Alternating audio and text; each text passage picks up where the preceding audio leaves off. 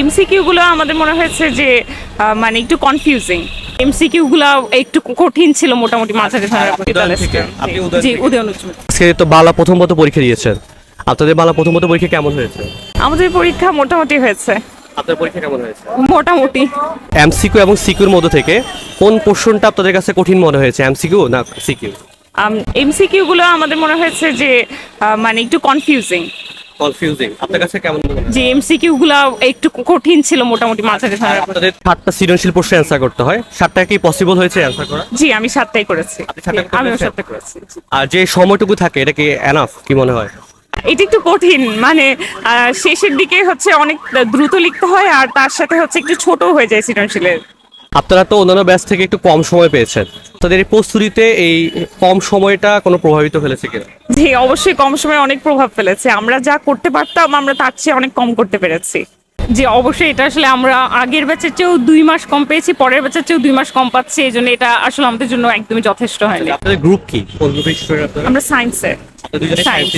আপনাদের next target কি ইউনিভার্সিটির ক্ষেত্রে?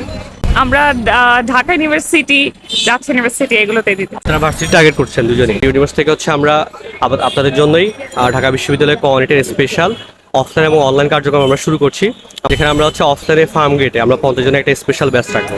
স্টুডেন্ট কোন ইউনিভার্সিটিতে চান্স না পায়, আবার ফুল কোর্স পেমেন্টের রিফান্ডের সুযোগ রাখা হয়েছে, যেটা অনলাইন এবং অফলাইন দুইটা মাধ্যমে প্রযোজ্য। তো অবশ্যই ক্লাস করে দেখবেন, আশা করছি ভালো লাগবে। আর আপনাদের জন্য শুভকামনা। ঠিক আছে, আপনি এতক্ষণ কেন্দ্রের বাইরে ছিলেন, জি জি, আপনার কাছে কেমন টেনশন মনে হচ্ছিল? টেনশন কিছুটা থাকে, তবে বাংলা পরীক্ষা মোটামুটি দেখা যাক ওরা মোটামুটি পারি ওটা মতো, এই জন্য অতটা হয়নি। তবে সময় অনেক কম পেয়েছে, 24 মাসের জায়গায় মাত্র 14 মাস। 14 মাসের মধ্যে মানে বিশেষ করে যারা সায়েন্সে পড়ে এদের জন্য কোর্স কমপ্লিট করে কোনো রিভিশন না হওয়া ভালো মতো একটু মানে আগামী সামনের পরীক্ষাগুলো বা পুরো পরীক্ষাটাই একটা টেনশনের।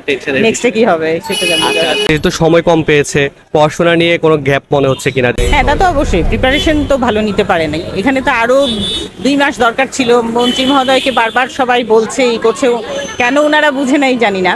আমরা প্রতি বছর দেখি বোর্ড পরীক্ষার রেজাল্ট দেওয়ার পরে অনেক শিক্ষার্থীর মধ্যে আত্মহত্যার একটা প্রবণতা দেখা যায়। আপনি গার্জিয়ান হিসেবে এই বিষয়টাকে কিভাবে দেখেন? এগুলো ফালতু, এগুলো বাচ্চাদের আগে থেকেই করা উচিত। এই যে পরীক্ষার সামান্য একটা লেখাপড়ার জন্য এত বড় জীবন নষ্ট করার তো কোনো মানে হয় না। লেখাপড়ায় কিছু আরো বহু কিছু করার আছে মানুষের।